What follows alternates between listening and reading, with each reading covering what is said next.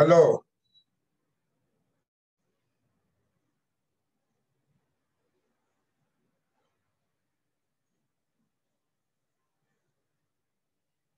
Hello.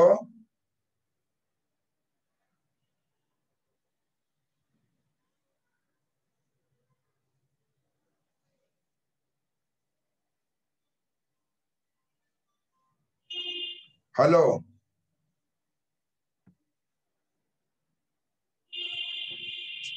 Hello.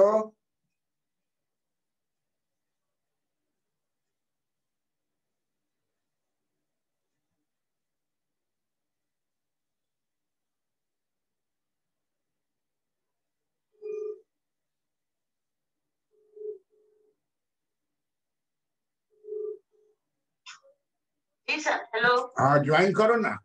जी जी join कर रहे हैं।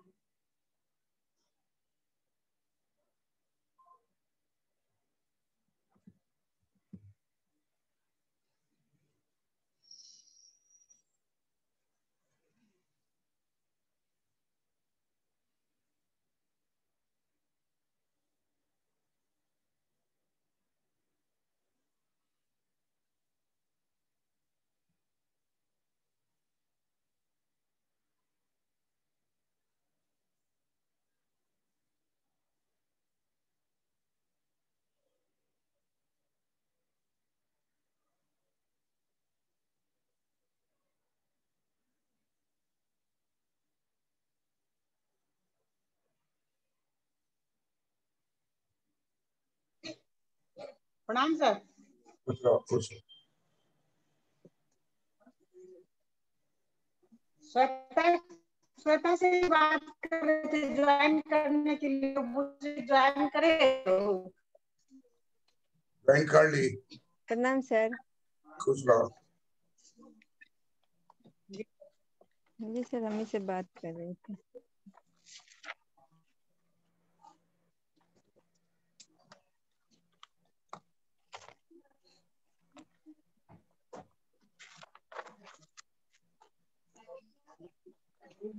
सर सरकारी व्यय गुणक हो गया था सर। आवाज में हाँ,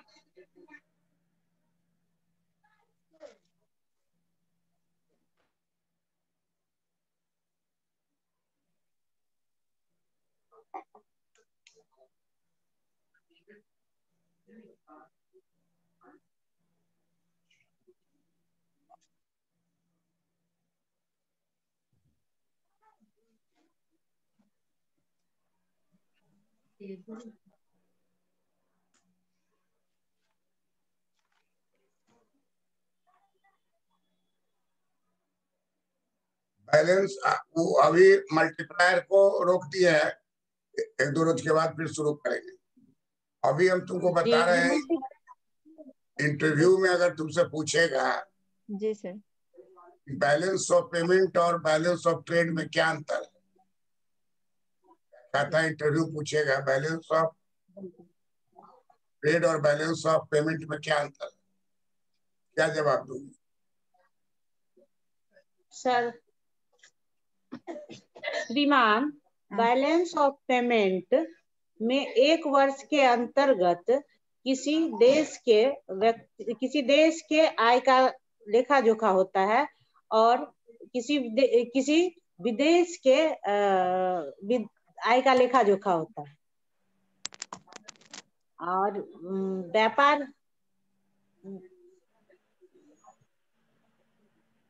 व्यापार वाला याद नहीं है सर अभी। सर बताते हैं सर। श्रीमान, बैलेंस ऑफ पेमेंट में वस्तुओं और सेवाओं का एक वर्ष में लेखा जोखा होता है। एक वर्ष के अंतर्गत वस्तुओं और सेवाओं का लेखा जोखा होता है, जबकि बैलेंस ऑफ ट्रेड में सिर्फ वस्तुओं का लेखा जोखा होता है, वस्तुओं के व्यापार का। इसमें सेवा नहीं होता है। उत्तर गलत है, दोनों आदमी का। सर याद नहीं है।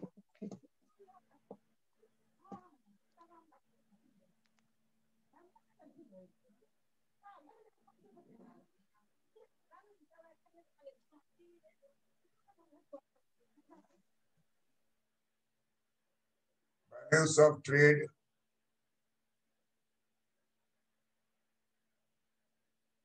and balance of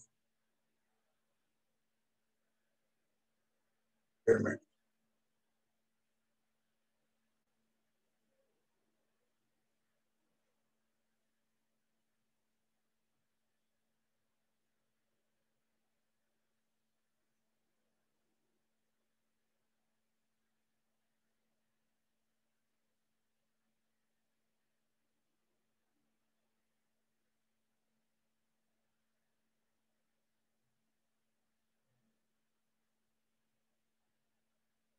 क्वेश्चन तुमको रहेगा difference between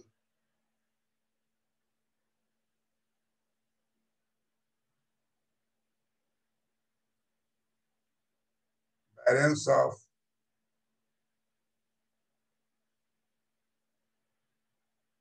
trade and balance of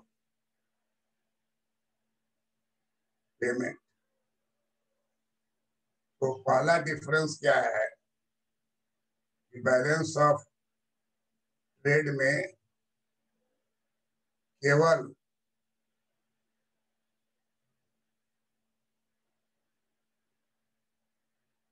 दृश्य जी सर, दृश्य वस्तुओं का दृश्य मदों को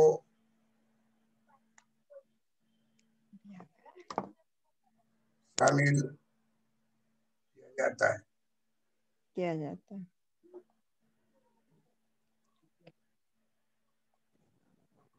जिसे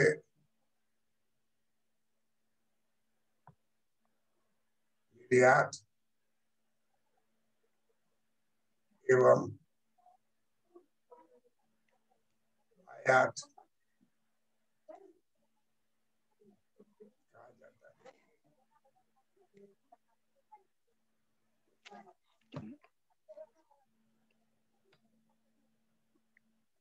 जबकि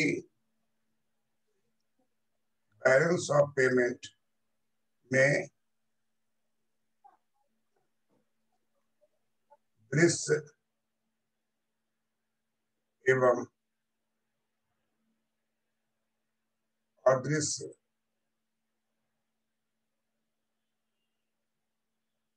मदों को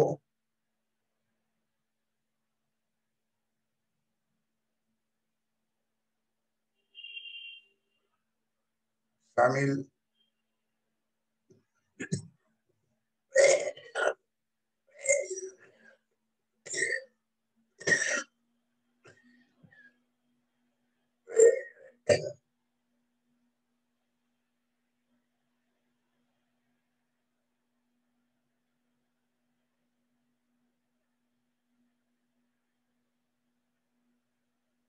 किया जाता है। दृश्य एवं मदों को शामिल किया जाता है। अदृश्य मदों को शामिल किया जाता है। जी सर।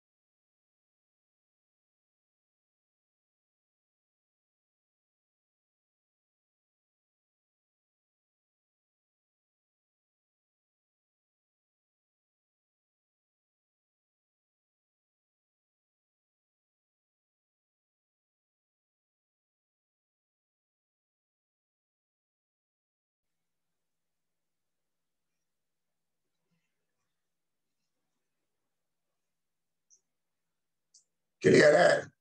बैलेंस ऑफ ट्रेड में जी सर, केवल दृश्य मदों को शामिल किया जाता है। जी सर। जबकि बैलेंस ऑफ पेमेंट में दृश्य और अदृश्य दृश्य आदि दोनों मद को शामिल किया जाता है। जी सर।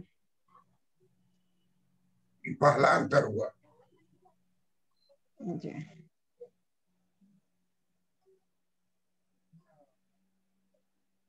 बैलेंस ऑफ ट्रेड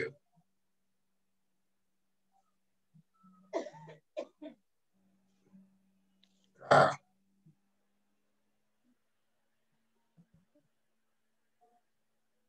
आयात एवं बैलेंस निर्यात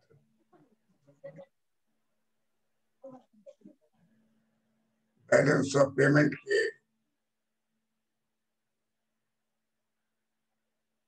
चालू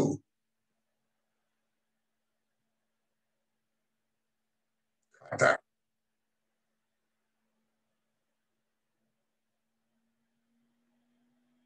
में रहता है।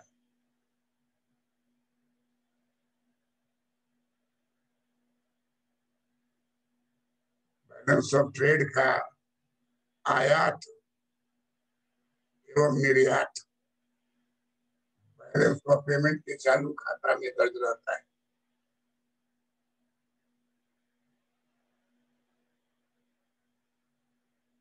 जबकि बैलेंस ऑफ पेमेंट के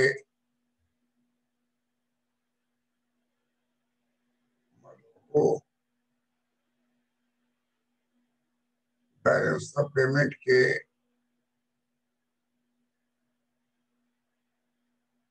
चालू खाता तथा पूंजी खाता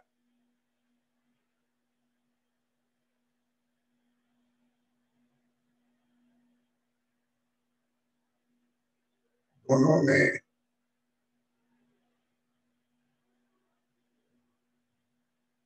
दर्शाया जाता है।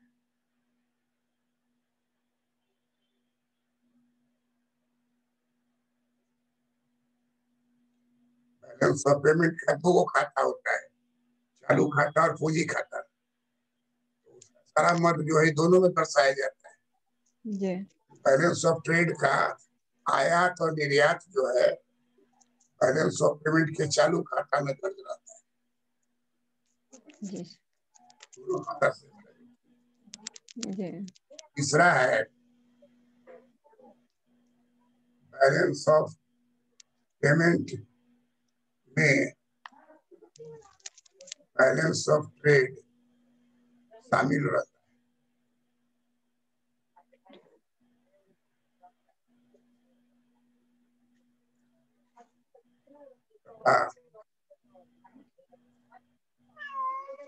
बैलेंस ऑफ पेमेंट का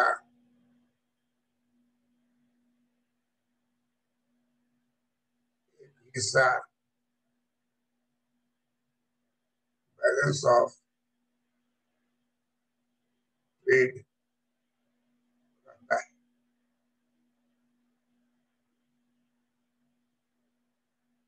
किंतु बैलेंस ऑफ ट्रेड में बैलेंस ऑफ पेमेंट शामिल नहीं रहता है।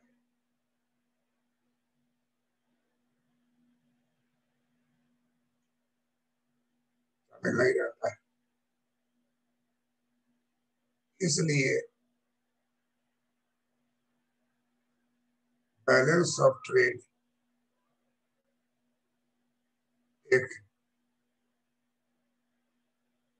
विस्तृत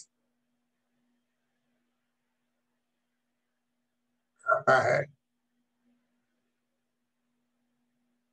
जबकि बैलेंस ऑफ ट्रेड एक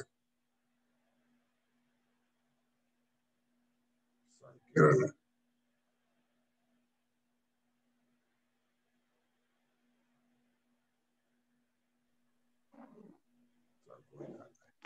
सर दोनों बीओटी ही लिख दिए, खाता इसलिए बीओटी एक विस्तृत खाता है जबकि बीओटी एक संकीर्ण खाता है। बीओ बीओपी सर होगा ना।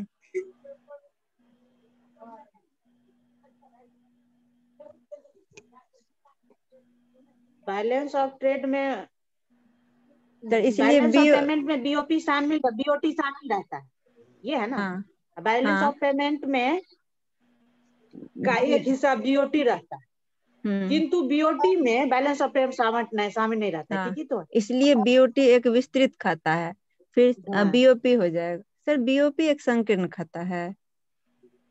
बीओपी बैलेंस ऑफ पेमेंट एक, बैलेंस ऑफ पेमेंट संकीर्ण इसलिए खाता है। उल्टा लिखाया हुआ है, इसलिए बीओटी एक विस्तृत। वही तो सर, बीओपी एक विस्तृत खाता है जबकि बीओटी एक संकीर्ण खाता है, ये ठीक रहेगा। बीओपी एक संकीर्ण खाता है। जी सर, इसलिए बीओपी एक विस्तृत खाता है जबकि बीओटी एक संकीर्ण खाता है। हो गया सर। नीचे वाला लाइन था। हाँ इसलिए balance of payment BOP BOP एक विस्तृत खाता है, जबकि बीओटी एक संकीर्ण खाता है। बीओटी हो जाएगा, बीओटी एक संकीर्ण खाता है।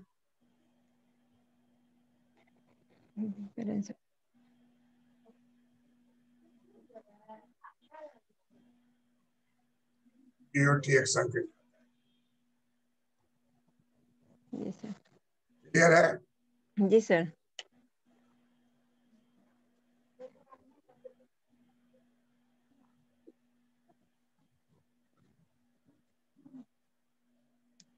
बीओपी तथा बीओटी के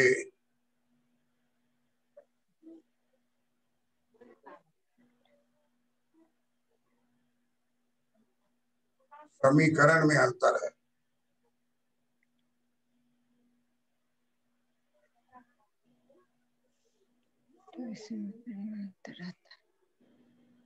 बीओपी तथा बीओटी के समीकरण में अंतर आता है।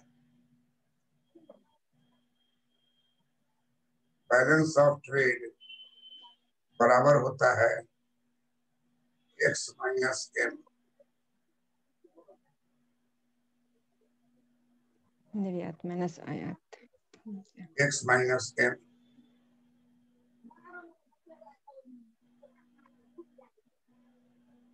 एक्स माइनस एम जो है, अगर मोर देन 0 है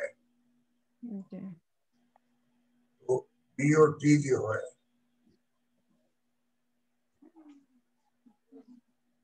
अनुकूल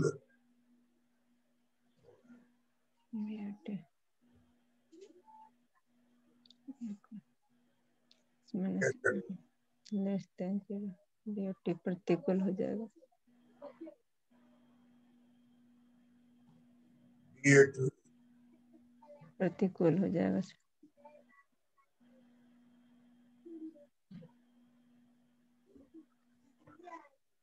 minus M equal to 0। BOT अनुकूल।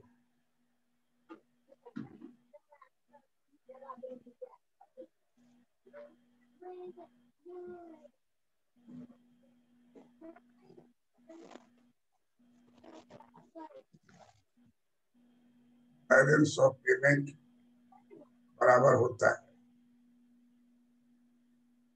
आरएफ माइनस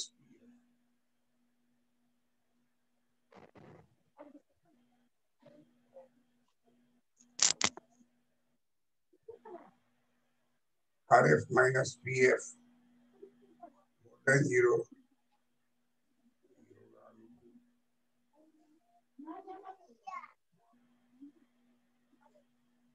का मतलब होता है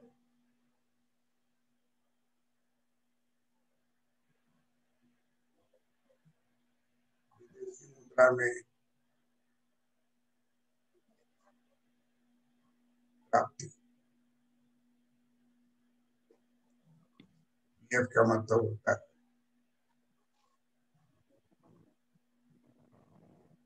विदेशी मुद्रा में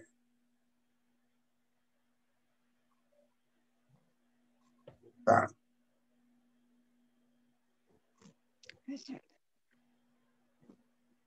माइनस जी।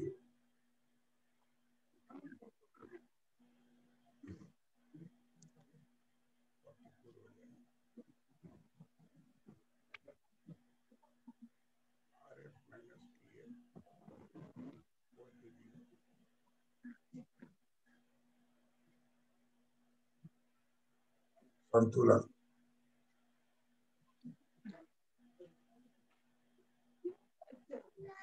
संतुलन में बैलेंस ऑफ पेमेंट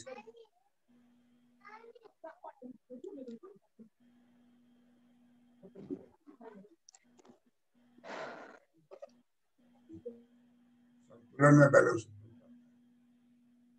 जी।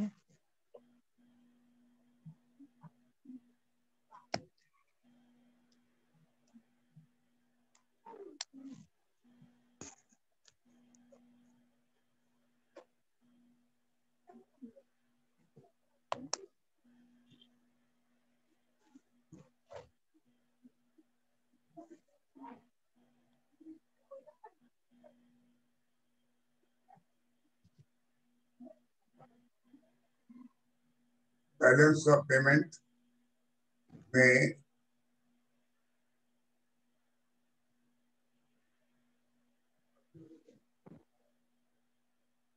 देशी मुद्रा में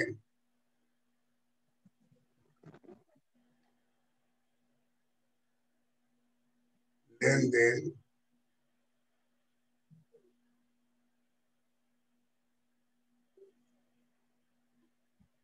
शामिल नहीं होता है।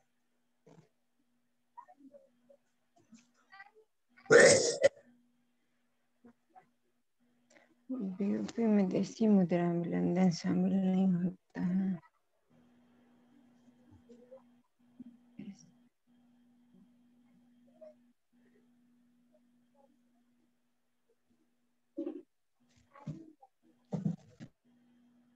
विदेशी बैलेंस ऑफ पेमेंट में देशी मुद्रा में लेन देन शामिल नहीं होता है। नहीं होता है।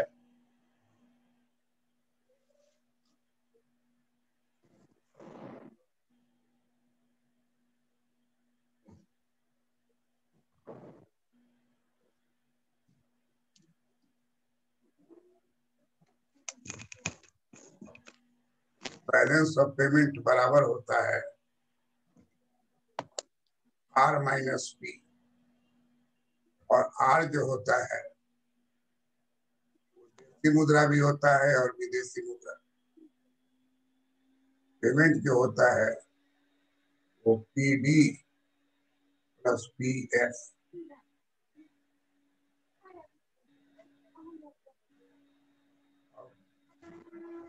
R का मतलब हो गया कुल प्राप्ति,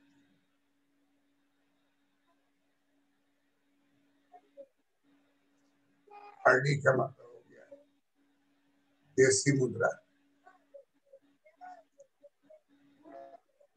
मुद्रा में प्राप्ति। RF का मतलब हो गया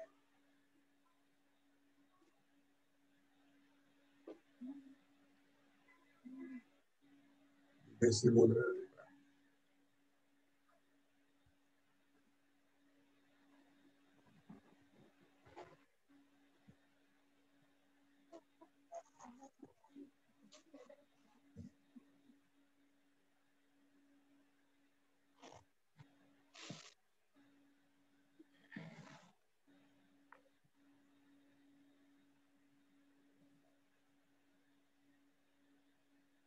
के बाद PD का मतलब हो गया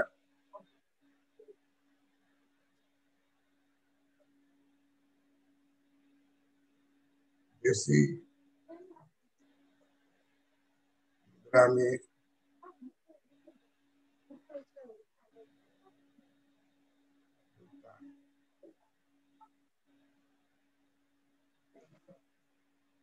F का मतलब हो गया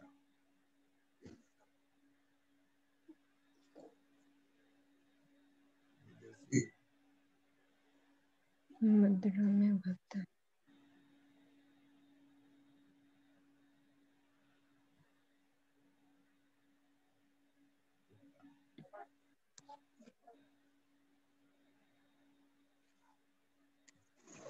नियम क्या है? नियम है सदैव सदैव आरडी बराबर होगा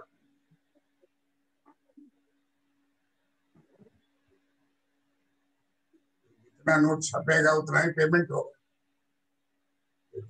इंपोर्ट में तो है कि छपा एक्सपोर्ट कम हुआ, इंपोर्ट ज्यादा हुआ, आना कम है जाना ज्यादा है।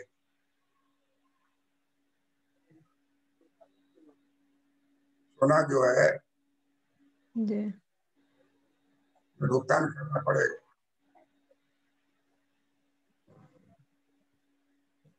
रुपया जितना देश में है जी चलन में उतना ही रुपया रिसीप्ट होगा, उतना ही पेमेंट होगा एक साल, एक वर्ष,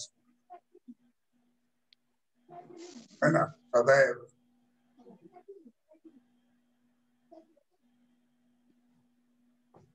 एक वर्ष में आरडी बराबर क्या होगा? आरटी बराबर पीडी। लेकिन विदेश वाला जो होगा आरएफ और पीएफ कभी भी बराबर नहीं हो। या तो आरएफ ग्रेटर होगा पीएफ से या आरएफ लेस होगा पीएफ। भारत में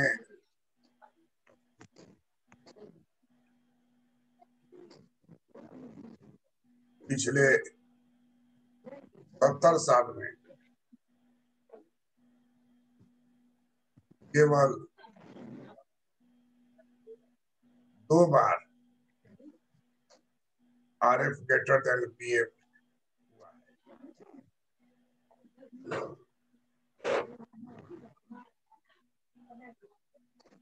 बाकी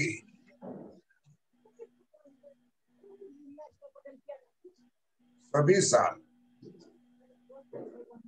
आरएफ लेस देन पीएफ रहा है।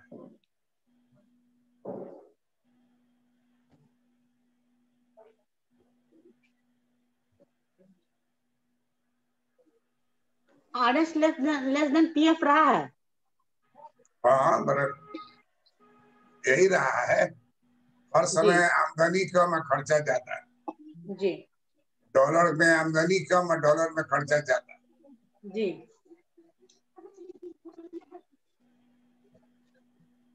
और इमरजेंसी जब लगा था भारतवर्ष में जी तो उस साल जो है भाई फ्लूक थोड़ा सा से एक्सपोर्ट बढ़ गया, इंपोर्ट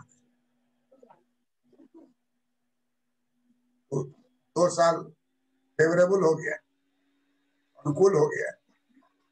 70 साल में 2 ही साल अनुकूल है, बाकी 68 साल पर। भारत का क्रॉनिक बीमारी क्या है?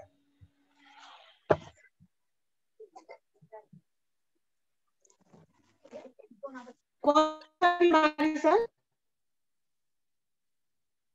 क्रॉनिक बीमारी, भारत का क्रॉनिक बीमारी में जब जब घर में घुसे तो कह के माथा दुखा रहा है।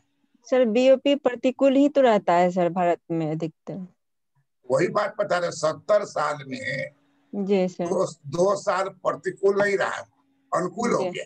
जी क्योंकि इधर तो हमेशा से पढ़ते रहते हैं कि हमारा आयात ही ज्यादा है, निर्यात कम रहता है।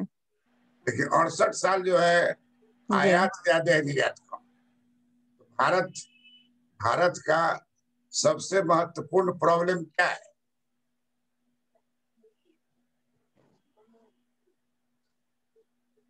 बैलेंस ऑफ पेमेंट का प्रतिकूल होना, प्रतिकूल होना, असंतुलित रहना। बैलेंस ऑफ पेमेंट का असंतुलित तो दोनों को कहेंगे ना। प्रतिकूल होना जैसे। अरे असंतुलित तो मोर और लेस दोनों में होगा। जी हस्बैंड नाटा है, वाइफ लंबी है, असंतुलित हो गया। और वाइफ लंबी है, हस्बैंड नाटा हो गया, असंतुलित हो गया। तुमको बताना है कि बैलेंस ऑफ पेमेंट जो है प्रतिकूल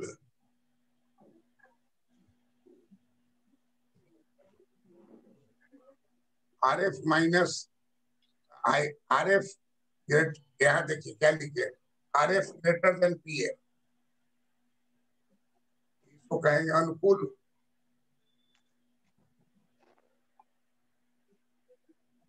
और RF लेस देन PF, इसको क्या बोलेंगे? प्रतिकूल। प्रतिकूल सर। ये प्रतिकूल जो है जी वो रहा 68 वर्ष, सर। 2 साल हुआ है सर अनुकूल। और 2 साल अनुकूल हुआ।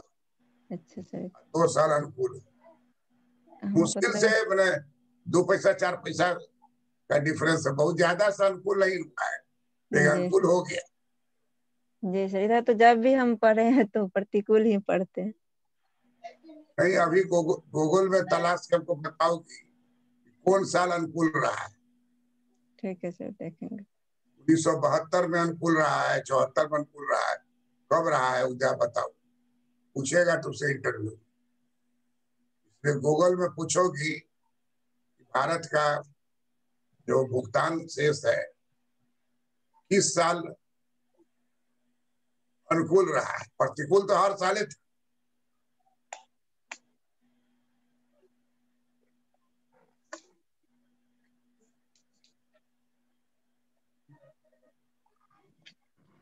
समझी मनीषा? Yes sir. क्या समझी? समझ गए कि गूगल करना है कि किस साल अनुकूल रहा है। और वैसा 2 और ही साल है, 2 ही साल है वैसा। बाकी सब साल क्या है? प्रतिकूल ही है। प्रतिकूल।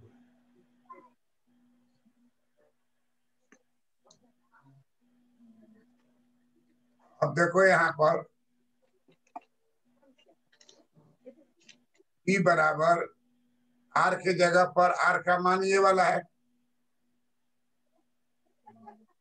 R के जगह पर ये मान बैठा सकते हैं ना? जी, RD और RF, RD प्लस RF। तो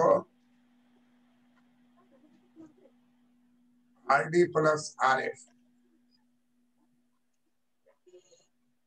P की जगह क्या डाल सकते हैं? PD plus PF।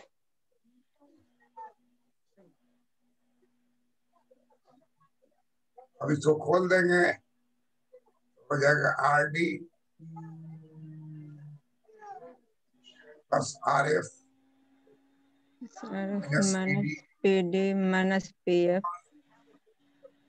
और चूंकि हम लोग जानते हैं कि देश में नियम है जी। RD हमेशा किसके बराबर होता है? PD के बराबर।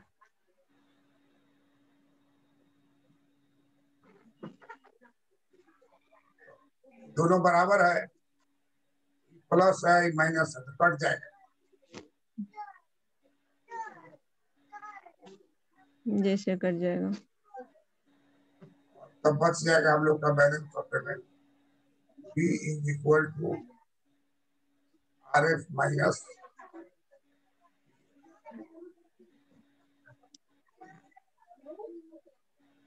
PF। PF।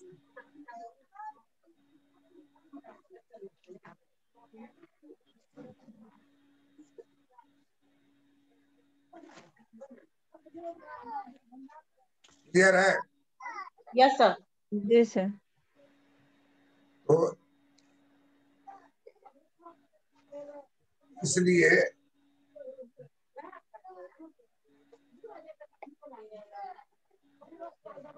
Balance of payment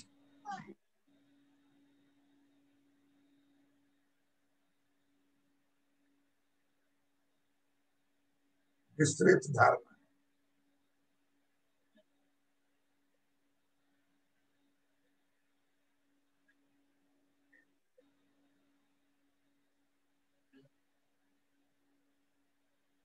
balance of trade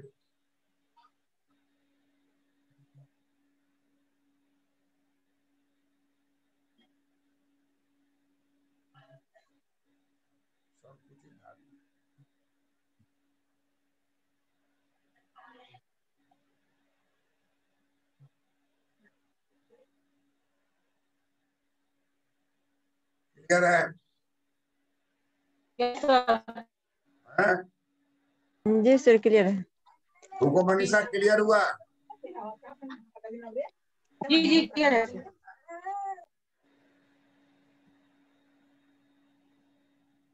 अब जब तुमसे अंतर पूछेगा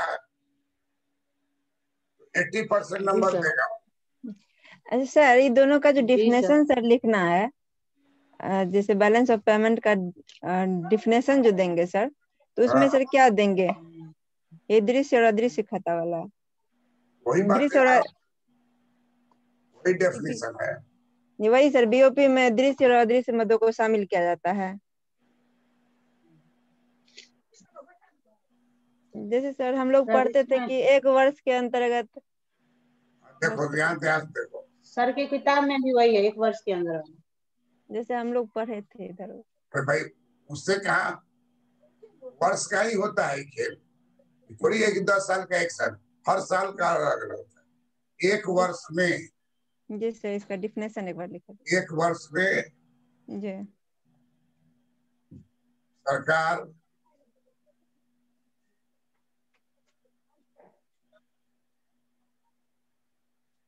कितना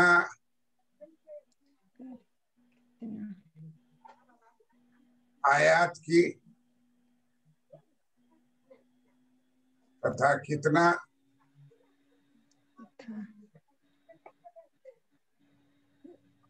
निर्यात की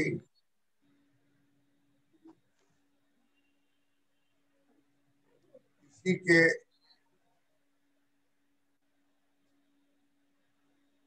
आंकड़ों को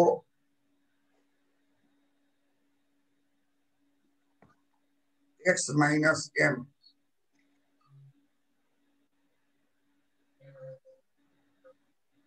से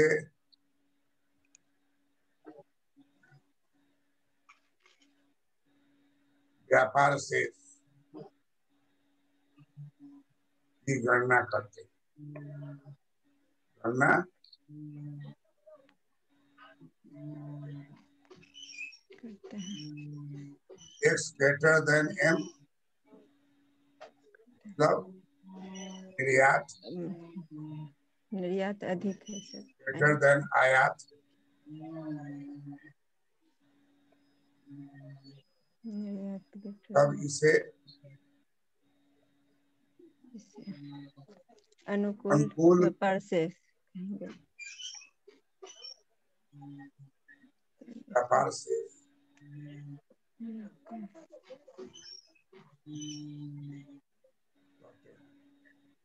प्रोसेस कहते हैं।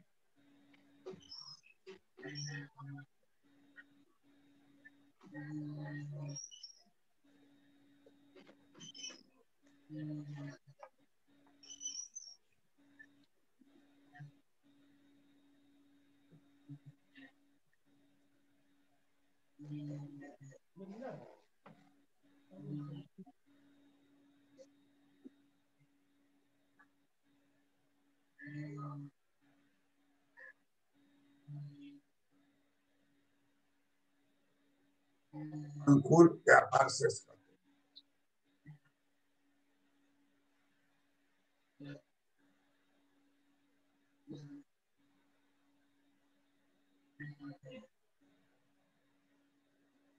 क्लियर है? जी सर। इसी को लिखेंगे एक वर्ष में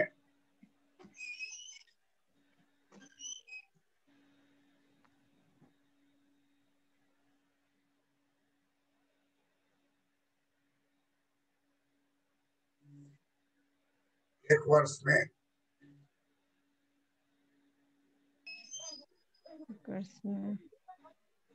विदेशी मुद्रा में विदेशी मुद्रा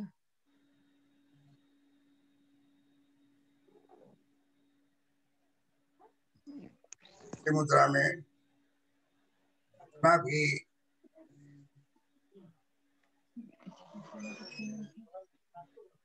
लेन देन होता है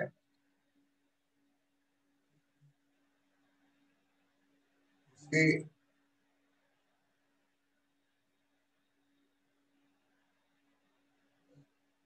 आंकड़ों को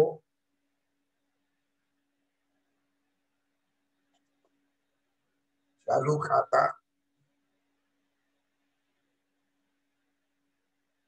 तथा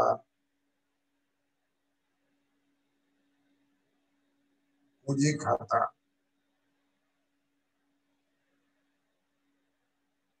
द्वारा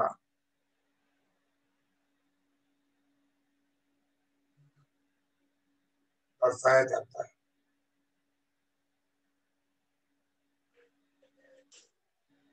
जिसे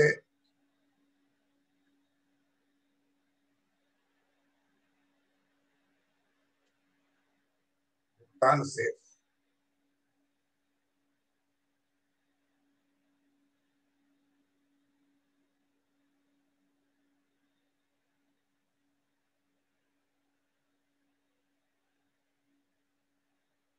कहा जाता है।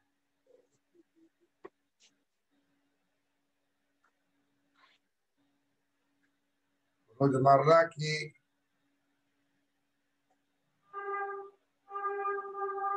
लेन देन, रोजमर्रा की लेन देन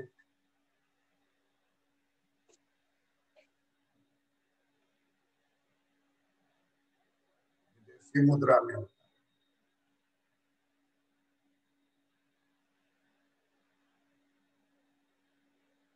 रोजमर्रा की लेन देन विदेशी मुद्रा में होता है, जो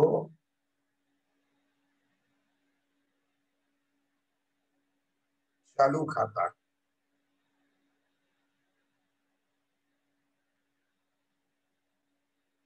करेंट अकाउंट में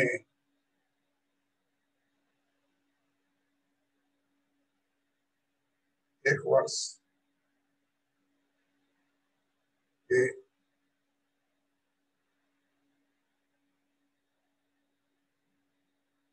आंकड़ों को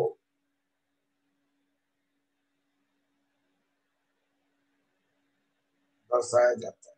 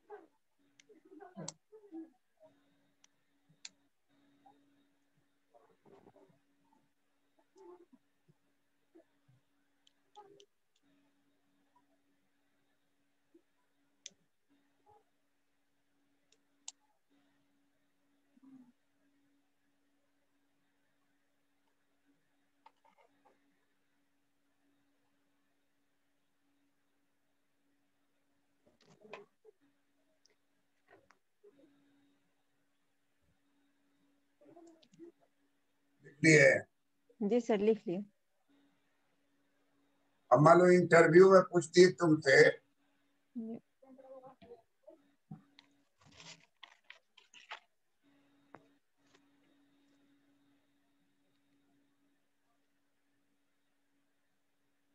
कैड क्या है, क्या जवाब? करंट अकाउंट डेफिसिट है सर। कैड का मतलब हो गया चालू खाता घाटा।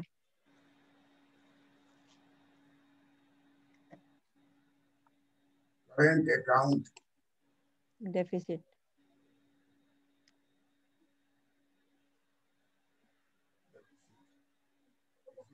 जाता है कैड।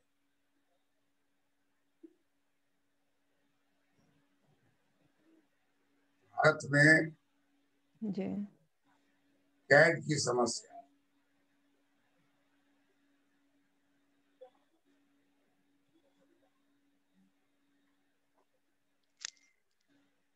लगातार बनी रहती।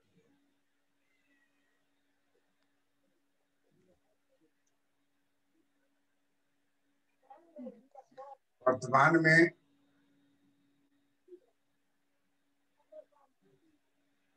डॉलर भंडार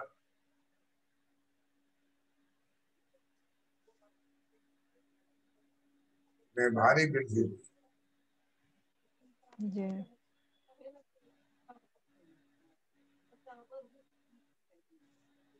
डॉलर 582.2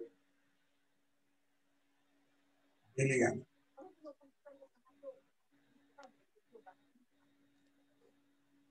डॉलर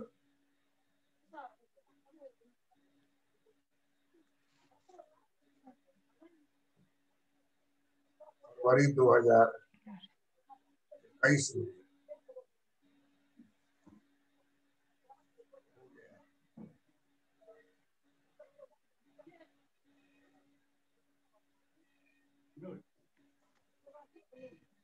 जबकि 1991 के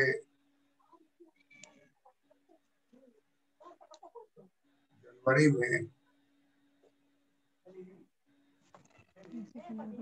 $1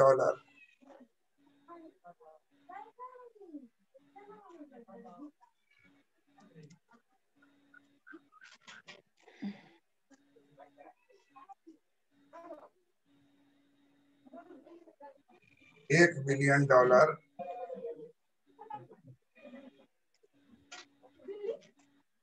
मतलब था।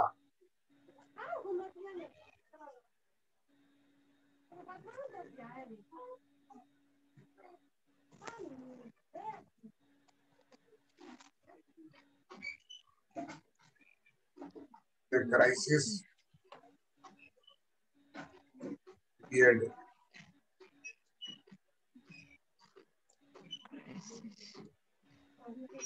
आ जाता है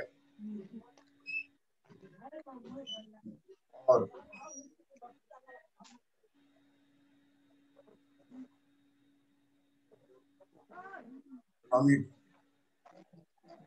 economic reform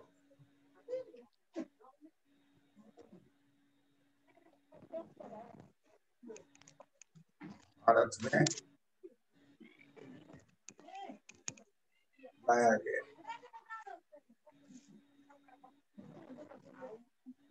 $1 बिलियन बढ़ के हो गया कितना? 582.2।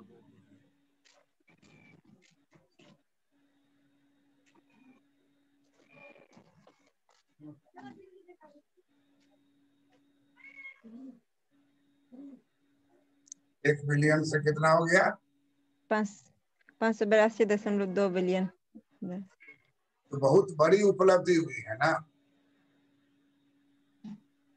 डॉलर है, कोई आपके देश का रुपया नहीं कि छाप दिए। और इसलिए भारत का विश्व के व्यापार में, विश्व में महत्वपूर्ण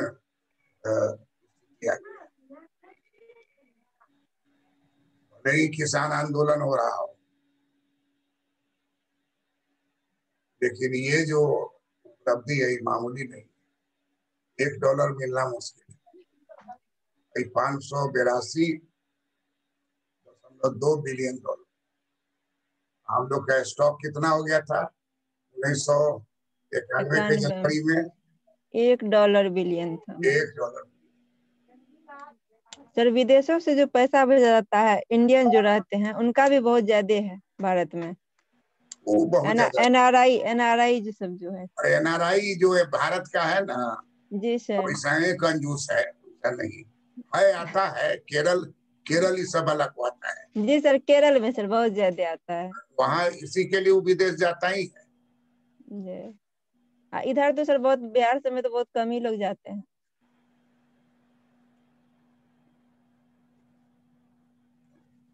क्लियर है?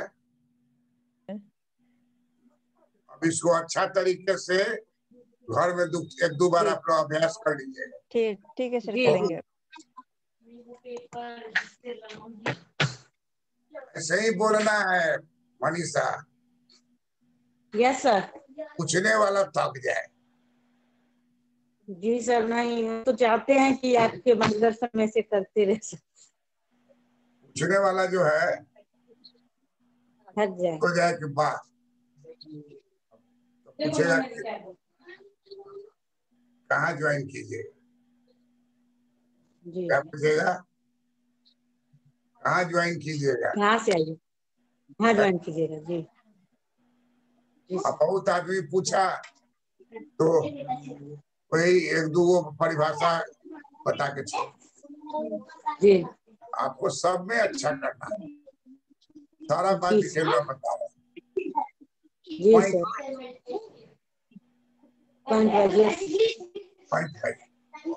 सर बात तो सब हो गया है जितना है अभी, और वो डिप्लेन वाला जो था वो नहीं हुआ है अभी। नहीं सर, अब सर कॉन्सेप्ट सब क्लियर हो रहा है। हाँ, कंसेप्ट क्लियर हो रहा है, समझ में भी आ रहा है, और अपने से मिरर के सामने करने पर या कुछ भी तो ठीक लग रहा है। जैसे कि मार्केट में हमेशा हम लोग मार्केट में कंफ्यूजन रहता था, लेकिन अब मार्केट में कोई कंफ्यूजन नहीं है और सारा मार्केट टूट चुका है। उसके बाद वो आय वाला ना रखते रखते रह जाते थे, आय उसको फिर वो ये आय प्रभाव, प्रतिस्थापन प्रभाव और कीमत प्रभाव हमको आज तक याद नहीं है, रट के एग्जाम में दे देते थे, लेकिन अब कंसेप्ट क्लियर अभी हुआ है। तो बहुत कुछ जी सर, यही अचीवमेंट है। ऐसे करते करते कंप्लीट करके लेक्चरर के पद पर ज्वाइन कर लो। दोनों किस कॉलेज में जाओगे वहाँ पढ़ाई करते रहो। जी जी सर, आपका आशीर्वाद है। प्रणाम सर। जी सर, प्रणाम सर।